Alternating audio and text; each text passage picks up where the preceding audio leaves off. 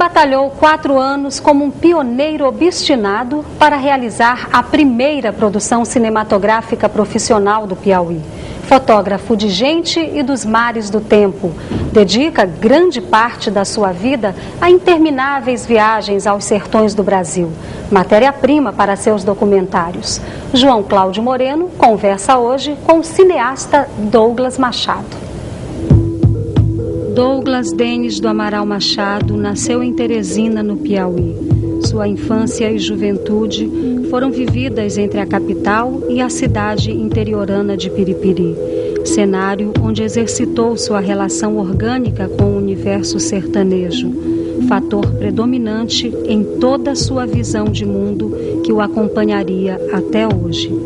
Estudou no Colégio Diocesano de Teresina e iniciou em 1988 o curso de jornalismo na Universidade Federal do Piauí, que nunca foi concluído. Ainda nos anos 80, fez parte da equipe de técnicos e estudantes que formaram a equipe de experimentação da TV educativa, implantada no Piauí pelos experientes José Carlos Asberg e Chaim Lintevski, importados do Rio de Janeiro para este fim, no segundo governo de Alberto Silva. Desta época em diante, Douglas iniciou uma verdadeira cruzada de capacitação técnico-humana. Viaja pelas principais cidades do mundo e vive em algumas das maiores metrópoles do país, convivendo com grandes autoridades do meio cinematográfico. Seus vídeos educativos são sempre voltados para as questões humanas e sociais. O homem é o objeto final de sua linguagem, as consequências sociais dos rastros do homem e a nostalgia que o envolve na procura do indefinido. Em 2001, Douglas finaliza o longa-metragem Cipriano, um clipe visual e sonoro que foi considerado pelos teóricos da comunicação e pela imprensa estrangeira um verdadeiro tratado de semiótica. Na ocasião do lançamento do filme, de que foi roteirista, diretor e coprodutor, a cidade de Teresina fez festa para recepcionar o produto final de uma grande batalha. Atores, técnicos, patrocinadores e produtores lotaram o Teresina Shopping para a sessão avant-première do filme que, entre outras coisas, trouxe de novo à tona o ator Tarcísio Prado, referência obrigatória na história do teatro do Piauí. No ano passado, realizou o documentário Agadobal, um homem particular, abordando a temática e a vida do poeta como um protesto pelo enorme silêncio que recai sobre sua significante obra. Esta conversa foi gravada em Teresina, num pequeno intervalo aberto no meio de mais um trabalho. Desta vez, um filme documentário sobre Ariano Suassuna. Douglas, finalmente a gente chega a esse encontro, porque por onde você passa, eu já passei. Por onde eu passei, ele passou por aqui. Parece que eu vou seguindo os seus rastros, nos mesmos interesses, nos mesmos lugares, não é verdade? É verdade, desde as cidades grandes como Rio, São Paulo, Brasília, que você estava no show, há cidades como Serrita, por exemplo, que eu cheguei uma semana antes, deixo o bilhete para você, depois me falam que você passou. É bom porque eu sinto que nós estamos no mesmo caminho, trilhando o mesmo interesse e levando boas informações. Eu acho isso mesmo, que esses encontros têm que acontecer, embora eles sejam intercalados por uma pausa, mas é uma pausa que não é improdutiva. Você de onde vem? Você vem de Piripiri? Eu nasci em Teresina, em setembro, 9 de setembro. E nasci com problemas sérios de pele, porque setembro, como todo mundo sabe, é um mês muito quente. E o médico insistiu que imediatamente eu fosse para algum lugar fora de Teresina. E minha família, de parte de mãe, a família Amaral, é de Piripiri. E eu tive o privilégio, eu vou dizer assim, de morar meus 4 primeiros anos com meu avô, o Chico Amaral, que gostava muito de cultura, tinha um envolvimento enorme com essas coisas. Então, eu me lembro de toda a minha infância com ele. E essa sua infância, o corte foi brusco? Ou você volta sempre a Piripiri para... Não, eu volto sempre a Piripiri. Muitas vezes eu volto a Piripiri sem ninguém saber. Mas isso é um costume meu. Eu tenho 2 costumes que eu estou revelando, eu terminei falando, não é uma coisa que eu falaria, que é de vez em quando eu vou para a rodoviária, pego o primeiro ônibus que está saindo, vá aonde vá. E fico e passo 2, 3 dias, depois volto, porque isso me nutre como cineasta, como uma pessoa que trabalha como contador de histórias, mas me nutre também como pessoa. Eu sempre falo que é importante, quando você chega numa cidade, você pegar um transporte urbano, você pegar um ônibus, você pegar um metrô, você ir para algum bairro distante. É importante para te humanizar. E isso já virou característica. Várias vezes eu pego um ônibus, às vezes eu paro em José de Freitas, às vezes paro no interior de Pernambuco, às vezes paro na Bahia. E em Piripiri eu costumo ir sem ninguém saber, porque é uma cidade que tem raízes muito fortes sentimentais. Mais do que pessoas propriamente, porque meu grande vínculo sempre foi meu avô, Chico Amaral, e minha tia Doca, que não vivem mais conosco, já partiram para outro plano, como dizem, né? A cidade em si mexe comigo. A igreja, o Marajá, que não existe mais, aquela avenida central, tudo aquilo, o mercado central mexe comigo. Então, eu gosto de ir lá e fico só olhando as pessoas. Acho ótimo que as pessoas não me reconheçam facilmente, porque aí eu posso pegar meu marimbá, que não é mais, e voltar quietinho para Terezinha. Mas a infância vai ter uma importância sempre muito... Olha, a infância ela é ditadora na formação de uma personalidade. Isso não é sob meu ponto de vista só. E eu posso dizer que eu sou formado por essa cultura e por essas raízes de Piripiri. Meu avô, depois de minha avó molhar a frente da casa com água para o barro dar aquele cheirinho gostoso, esse cheiro, quando bate, mexe comigo de uma forma inacreditável. Por quê? Porque toda tarde, no final da tarde, eu estava com meu avô, ele fazia uma negociação comigo, ele fumava o gaivota e me contava uma história durante uma semana. E eu coçava a cabeça dele. Então, ele contava a história dividida em 5 partes, porque aí ele tinha garantido coceirinha na cabeça durante toda a semana.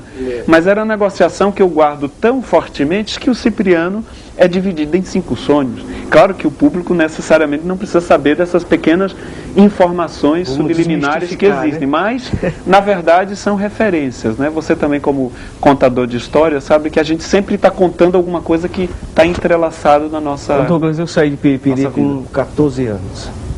Então a influência da cidade pequena, da minha cidade, é muito forte no aspecto positivo e no negativo. Eu me lembro que eu fiquei muito ressentido quando eu li a primeira vez o poema do Carlos Drummond sobre Itabira, e ele começava assim: nasci em Itabira, por algum tempo da minha vida vivi em Itabira, sobretudo nasci em Itabira. Eu já transformava para mim: sobretudo vivi em Piripiri. Aí dizia 90% de ferro nas calçadas, nas vias. No final ele dizia: Itabira é apenas um retrato na parede, mas como dói. Eu dizia: mas ele está muito afobado em fazer essa... E hoje eu, apesar de estar muito ligado a Piripiri por os interesses, é apenas um retrato na parede e como dói. Eu começo a entender, a compreender a profundidade desse poema. Você ganhou o mundo, você foi para a Europa, você foi para os grandes centros, e tem um pé lá e outro aqui. Aonde é que você tem o pé mais firme? No sertão. Eu viajei, realmente é verdade. Eu saí de casa com 15 anos. Pedi meu pai aceitou. Então, com 15 anos, eu fui para Curitiba. De Curitiba, me desloquei para São Luís. Eu trabalhava com jejum, eu já me sustentava, trabalhava numa fábrica a partir dos 15 anos, na Ica Malas, em Curitiba. De manhã e de tarde, estudava à noite. Depois, mudei para São Luís. De São Luís, continuei os estudos e fui para Recife. Recife, Rio de Janeiro e por aí, comecei a trabalhar na área de documentários e isso me deu a oportunidade de viajar pelo Brasil inteiro. Depois começou os trabalhos internacionais. E nesta vinda para o Brasil, que de vez em quando vai para fora e vem, eu comecei a viajar mais ainda pelo sertão. Eu vou te responder de uma forma objetiva da seguinte maneira. Eu gosto de saber que se eu fecho os olhos, eu posso sentir o aroma de Piripiri no horário em que nós estamos gravando essa entrevista. Aquelas fragrâncias. Eu gosto de fechar os olhos, ou mesmo sonhando de olhos abertos, e saber o que é que está acontecendo em Parnamirim, no sertão de Pernambuco, em Serrita, ou em Caicó, no Rio Grande do Norte, Londres. ou em Londres, ou em Madrid. Entendendo? Essas cidades todas me deixam impregnadas. Por quê? Porque eu faço a mesma coisa que eu faço aqui. Eu pego lá também ônibus. Se você me pergunta se em Paris eu conheço a Torre Eiffel, os grandes centros, eu não conheço. Mas eu conheço alguns botecos, eu conheço algumas padarias. Em Madrid a mesma coisa. Eu nunca tive, eu não estou puxando sarna nem para o meu lado, nem fazendo propaganda que essa deveria ser a reação das pessoas. Mas como eu sempre fui apaixonado por gente, eu sempre gosto de ir onde as pessoas estão. É isso que eu ia tocar. Eu digo, as referências humanas são mais importantes do que as urbanas. Muito mais, muito mais. Eu sou capaz de entrar... Uma vez eu me lembro, a primeira vez que eu fui em Amsterdã, eu logo que cheguei, eu fui para um boteco e estavam cantando lá, se embebedando. Eu comecei a beber também, não sei como, mas eu já estava cantando com eles. Se você me pergunta se eu falo holandês, eu não falo nada, eu falo 2, 3 palavras. Mas eu já estava cantando com eles. Isso me alimenta. E isso é meu, assim, isso assim, não é uma coisa tão bonita porque ela é realmente indivisível. Por mais que a pessoa possa querer roubar alguma coisa minha, isso ela nunca vai conseguir. Um furto pode me levar a roupa que eu visto, pode levar o carro que eu tenho, pode levar o equipamento que eu tenho, mas ele nunca vai conseguir roubar essa sensação. Muita coisa foi feita assim de mal, as referências urbanas em nome das humanas, né? Porque as casas, os prédios, os detalhes do que o homem construiu, isso é muito importante, né, Edu? Infelizmente, a sociedade de hoje em dia, ela vai mais seguindo a trilha. E você falou em cheiro, você falou em fragrância. Como cineasta, como fotógrafo que capta com seu olhar de uma sensibilidade mais especial, o cheiro ou a cor, o que é que te vem mais à mente? O cheiro, a cor, qual o cheiro e não, qual a cor? cor? O cheiro, a fragrância ou as cores do sertão ou os sons?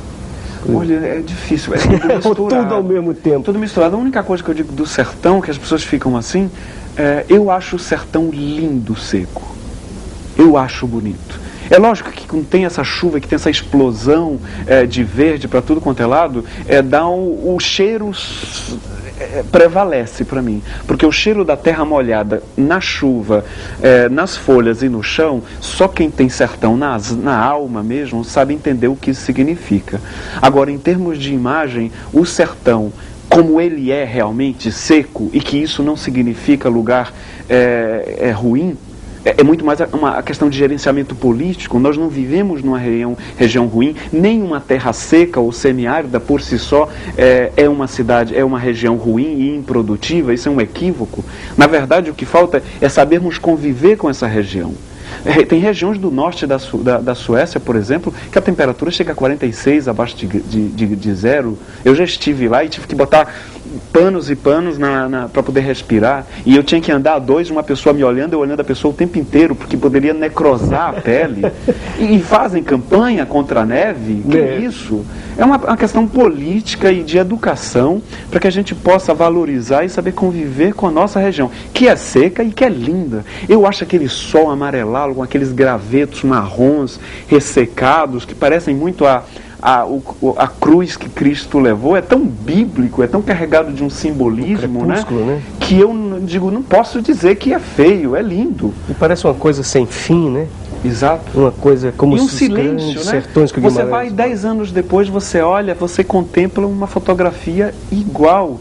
E isso é algo que mexe muito, talvez, com o silêncio do sertanejo, porque nós somos, de certa forma, silenciosos no sertão. E o cantar que se propaga, né? As excelências, os cânticos, todos eles têm o apoio, por exemplo. Acho que ele tem esse eco que o sertão provoca, né? Que entra na tua alma, atravessa e segue caminho. No Cipriano você resgatou uma excelência, um bendito que é: quem não é sincero chora arrependido, porque não é querido de Nossa Senhora. Isso é bem sertão mesmo. Bem sertão, nossa, eu acho assim, quem assistiu o Cipriano e não prestar atenção às rezas e às excelências não vai entender absolutamente nada. Você tem realmente que prestar atenção.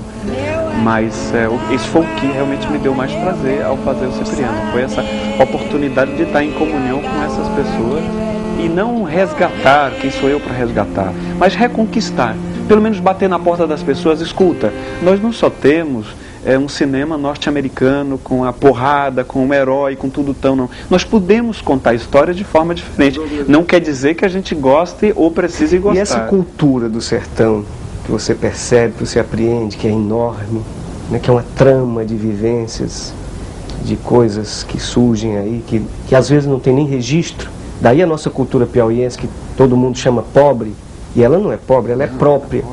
E essa cultura se perdendo, isso te dá uma inquietação, né? Isso dá uma inquietação, mas o que dá mais inquietação é ver...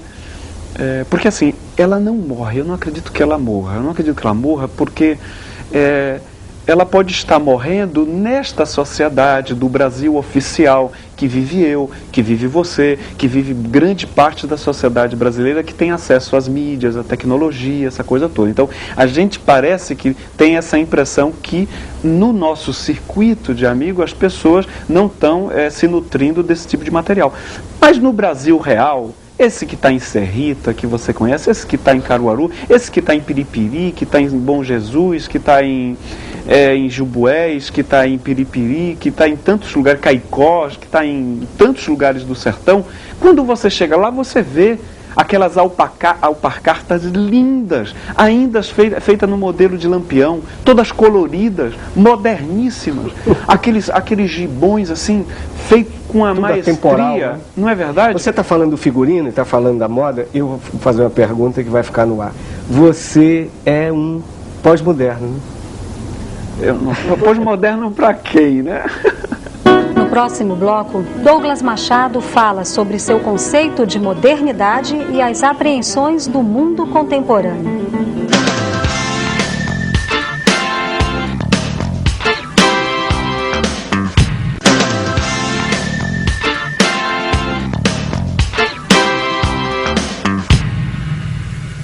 Você é um pós-moderno, né?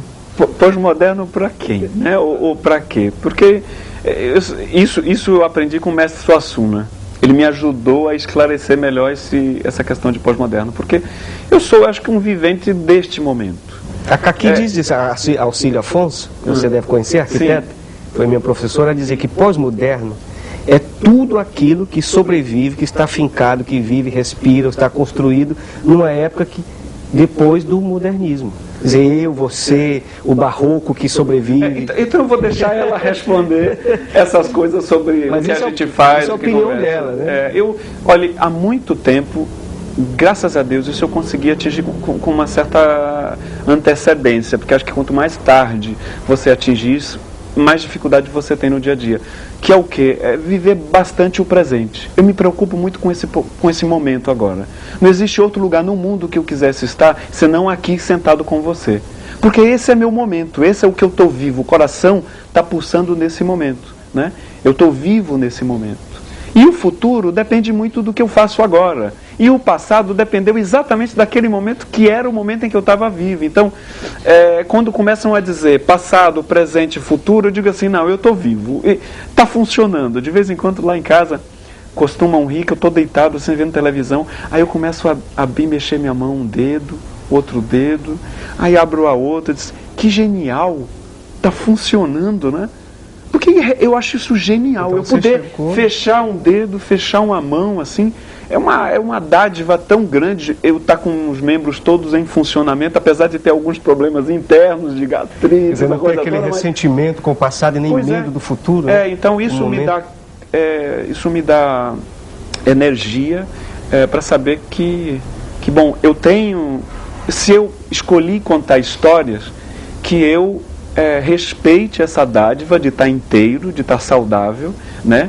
E me comunicar sem ter separações de cargos, né? Sem ter separações de classe social. Eu costumo dizer, quando eu dou palestras na universidade, a primeira coisa que eu falo, e isso assusta bastante o público, eu digo, eu estou muito feliz de estar na frente de vocês. Aí todo mundo diz, sobretudo porque está cheio. Mas a razão não é exatamente essa, não. É porque daqui a uns 50, 70 anos, não escapa um. Vai estar todo mundo morto. Do mais rico que possa estar aqui ao outro, vai estar todo mundo já enterrado ou cremado. Isso eu falo exatamente como documentarista e responsável pela profissão de contador de história, eu levo isso em consideração para que as pessoas saibam que pessoa que mora na favela, ou o governador, ou a pessoa que tem uma empresa, que tem uma secretária, ou a pessoa que está vendendo din-din na rua, elas têm a mesma necessidade de receber respeito e dignidade. Isso é um bom parâmetro para mim, para que eu não escorregue, né?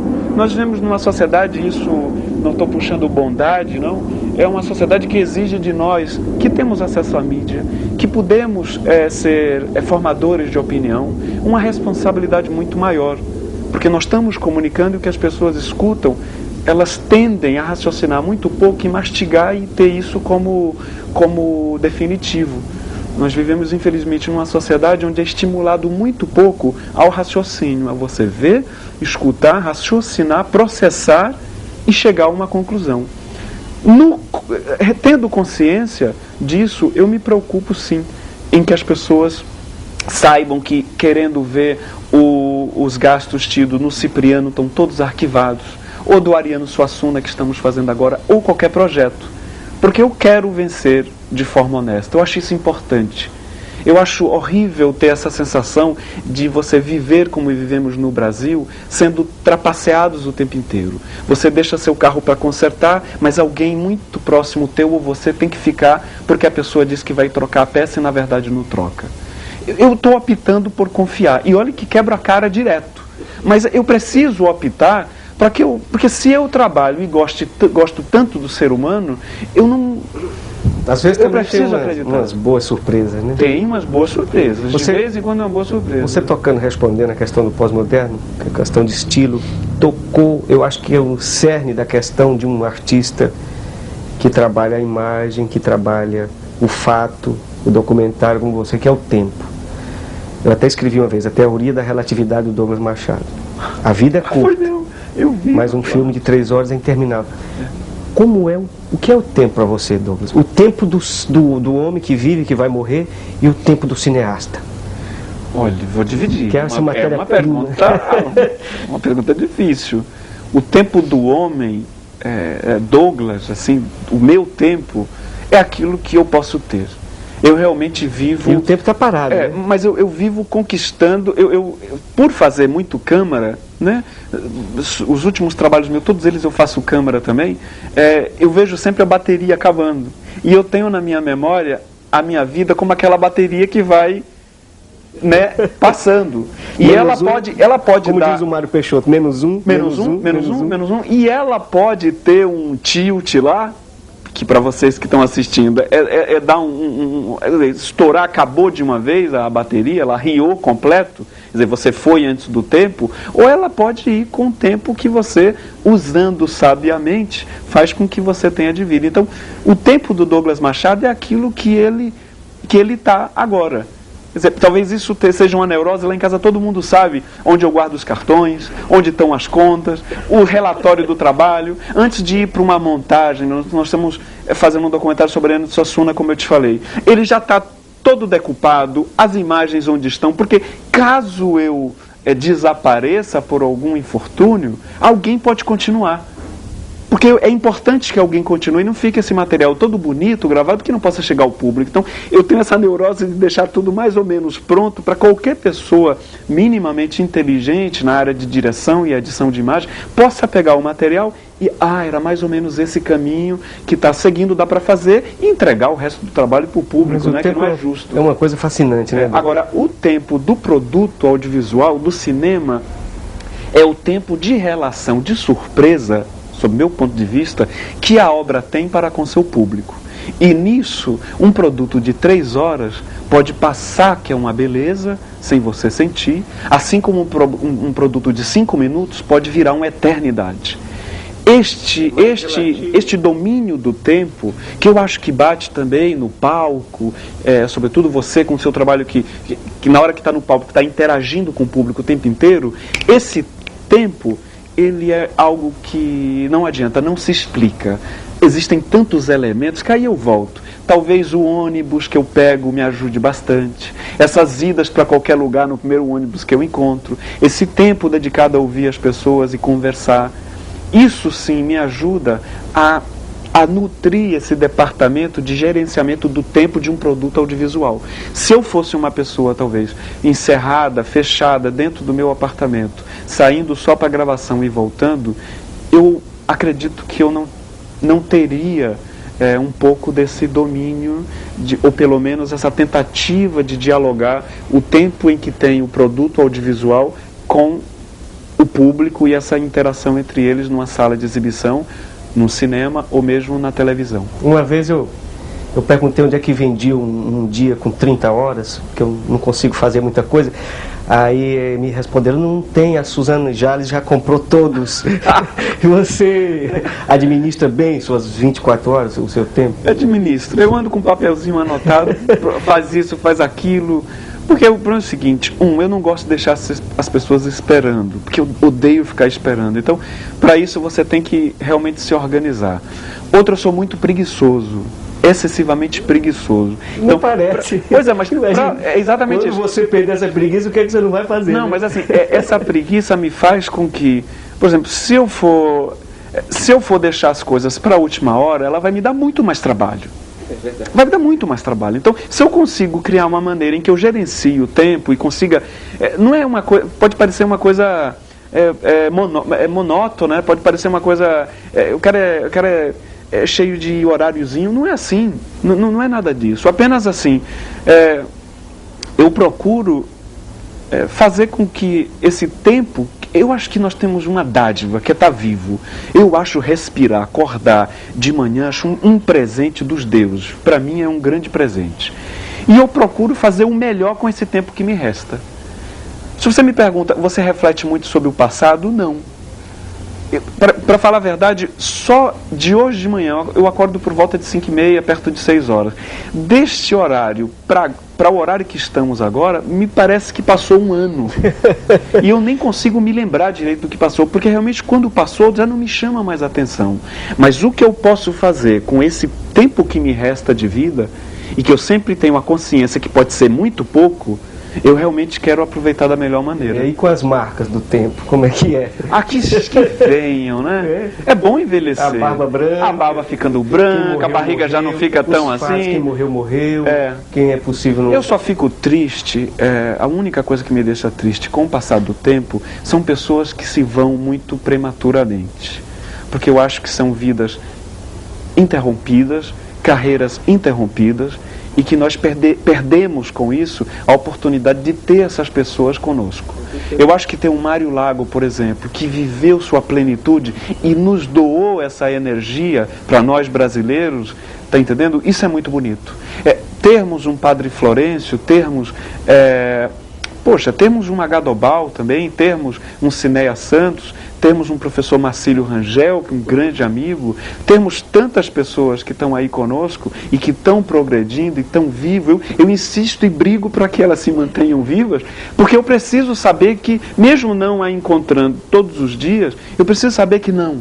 Marcílio está lá no IDB fazendo as coisas dele, o Dobal está no quarto dele, na sala dele, quer dizer, ou a Dona Rosa lá em Piripiri está lá brigando o tempo inteiro, mas está lá viva. Você é um otimista, né? Sou. E no próximo bloco, Douglas Machado define o tempo e suas relações com seu trabalho.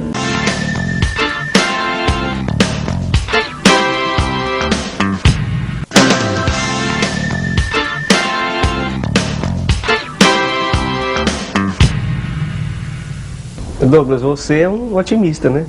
Sou um otimista, mas com os pés no chão. Ali na Walter Miller dizia que é uma cineasta italiana, né? Dizia que é um otimista apavorado. Eu gosto dessa palavra, eu já usei uma vez. Eu sou um otimista apavorado.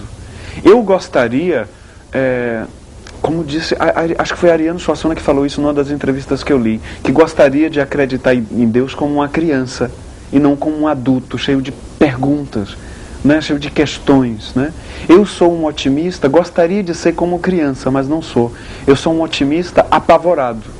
Apavorado porque, é claro que quem não é passado para trás, né? O tempo inteiro me passa uma perna. E isso eu fico eu sempre digo, eu fico com vergonha por tabela. Porque eu fico com vergonha da pessoa fazer isso. Que absurdo, né? você faz uma festa na sua casa, convida algumas pessoas, aí as pessoas trazem os seus agregados, e esses agregados que você não conhece carregam o teu CD, ou roubam uma coisa sua. Mas as coisas pioraram, né, Douglas? E fora as questões que vão na área política, na área social, quer dizer, otimista eu sou e exercito ser. Porque se eu não exercitar esse otimismo, eu o perco com uma velocidade luz. Uma velocidade rapidíssima. Eu realmente exercito todos os dias acreditar nessa gente, acreditar no povo e acreditar neste otimismo. Mas é um exercício diário, assim como é a amizade, assim como é o meu namoro, assim como é o amor. Porque se eu não fizer isso, eu facilmente entro numa depressão, e depressão em especial me assusta muito. Porque seria um mergulho que eu já tive algumas vezes e não sei se eu conseguiria voltar. Uma vez eu conversei com o José Saramago, no Rio, aquele Nobel de Literatura. Sim, claro, escritor português. E foi muito pouco o diálogo, assim. Eu estava na fila dos autógrafos, eu disse, eu gosto muito do senhor, porque o senhor é muito pessimista. E eu também sou pessimista. E ele, que não dava atenção a ninguém, levantou a cabeça, olhou para mim e disse, olha, ainda lhe digo mais, o meu pessimismo é o que vai salvar o mundo. Então é mais ou menos isso, né, Douglas? As coisas estão piorando, mas se eu não tomar uma atitude pessimista, ou então de um otimista realista, apavorado, elas vão piorar mais ainda, né? Vão, porque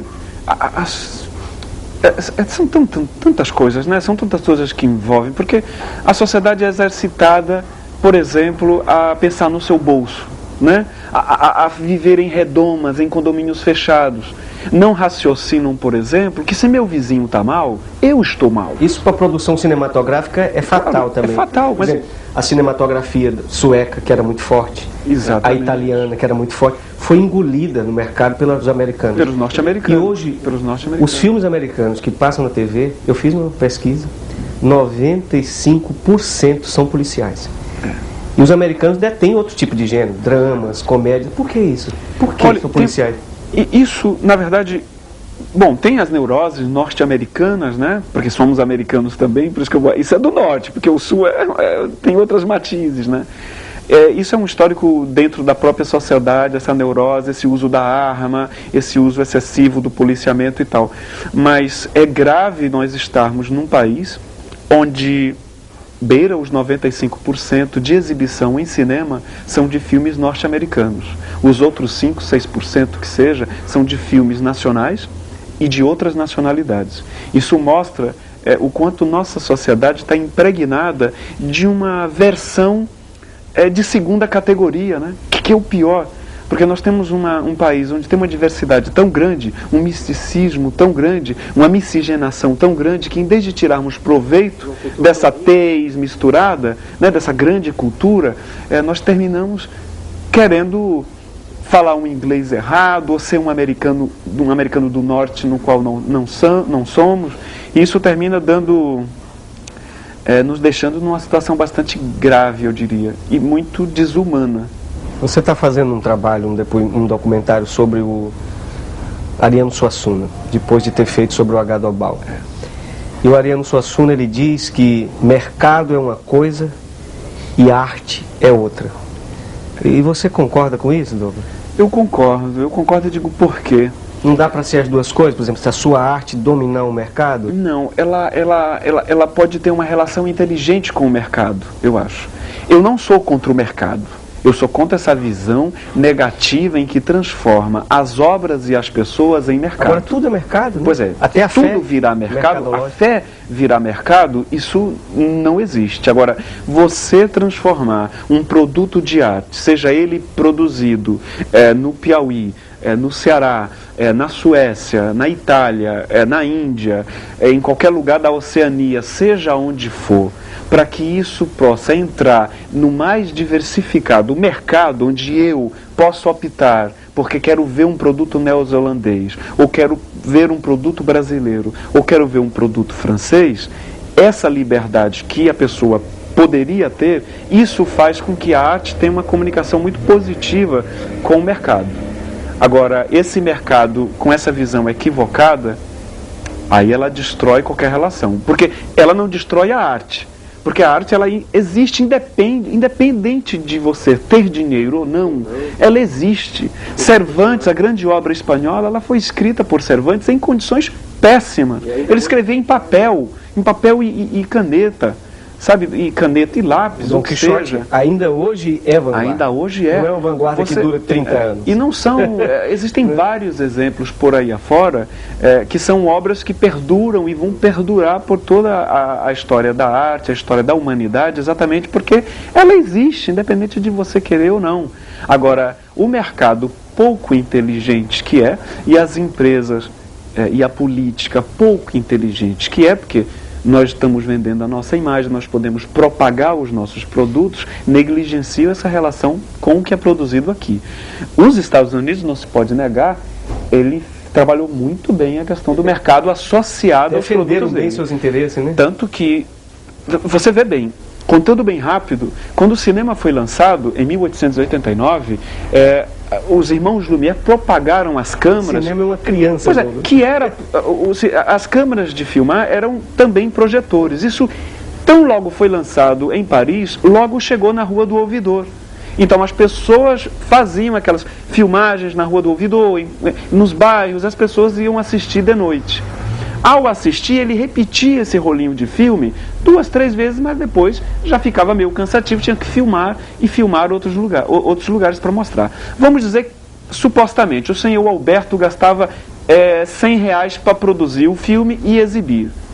Muito bem, ele tinha que ganhar um lucro de 120, 150 para poder fazer novos filmes e ter algum lucro para seu mercado.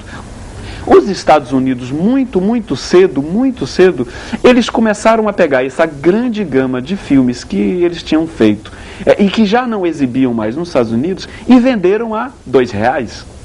Nesse momento, já no início do século passado, os exibidores se dividiram dos realizadores. Porque se eu era realizador e exibidor e gastava R$100 e vem um filme por R$2, o que eu preciso? Cortar aquele negativo, botar em português porque está em inglês e o público vai assistir, porque é uma coisa de Nova York, é uma coisa de Washington, é uma coisa de não sei da onde, e eu vou ganhar literalmente 98% a mais do que eu ganhava. Entendeu o raciocínio? Com isso, o Brasil não cuidou de legalizar a exibição do produto interno, do seu produto nacional, para que seja competitivo. E hoje estamos com 9 cinemas, como temos na nossa cidade, em que está sendo exibido, para uma surpresa minha, um filme brasileiro. Porque o senhor Alberto, o seu Alberto supostamente, começou a comprar os filmes norte-americanos a R$2, a exibi-los e a esquecer cada vez mais a produção nacional. Quer dizer, enquanto não houver essa preocupação, e que não tem nada a ver com xenofobia, que não tem nada a ver com reserva de mercado acirrada, fechar as portas e tudo, mas quando eu tenho a oportunidade, no Rio de Janeiro, de saber que, sim, eu quero ter a oportunidade de ver João Cláudio trazendo essas piadas do Piauí, mas eu também tenho a oportunidade de ver um filme do Woody Allen, eu também tenho a oportunidade de ver um Santiago lá da Espanha. Mercado, né? Pois é, porque aí te dá um leque maior, e isso é muito melhor para o mercado. Não tem que me convença que a diversidade cultural é um melhor negócio. Não tem que não me convença que você ter uma gama maior de produtos não é melhor para o público. Se Teresina, se os 6 cinemas dos 2 shoppings fossem dirigidos por donos diferentes, com certeza o teresinense teria uma gama muito melhor de filmes, mas infelizmente é de um só, e isso faz com que haja um monopólio, e havendo um monopólio, é o que eu digo, eu insisto para as pessoas, quando eu dou palestra, fazerem filmes, e muita pessoa diz, mas como é que eu vou chegar a fazer um filme, como é que você começou? Eu digo, meu querido, pegue uma câmera VHS, uma compacta emprestada, faça um filme e mostre para o teu filho, para o teu irmão, para a tua vizinha, faça uma exibição na cozinha, não importa, é um primeiro filme, edite de VHS para VHS, corte seco, eu já fiz isso, é teu primeiro filme, a qualidade dele não está calcada no suporte técnico. A qualidade está na maneira como você está exercitando o teu contar a história. Daqui a pouco você faz um que você pode mostrar para o teu bairro. E daqui a pouco você consegue exibir para a tua cidade. E daqui a pouco você exibe para o Brasil. Quer dizer, se isso é doloroso para você, se fazer filme te faz mal, não faça filmes. Não existe glamour nenhum em fazer filmes. Eu não sou. Eu sempre digo, artista tem direito a depressão, chorar, hoje estou mal, não atende ninguém ao telefone. Eu tenho que acordar 6 horas mesmo, eu tenho que limpar o equipamento é caro, eu tenho que gerenciar para que os dias sejam contemplados no cronograma, para não ultrapassar o orçamento. Então, tem muitos dos meus cabelos brancos que estão por essa profissão mesmo, pela responsabilidade dela. Agora, se te faz bem, comece, né? E faça disso tua vida. Eu quero fazer um corte brusco aí para voltar a um tema sugestivo demais na sua obra, que é a velhice. O Cipriano é um velho, a Gadobal já tem uma certa idade, o Ariano Suassuna, isso está muito presente. Isso é inconsciente ou é proposital? São os dois. Ela é inconsciente pela influência que eu tenho do meu avô, que era muito mais idoso do que eu, obviamente.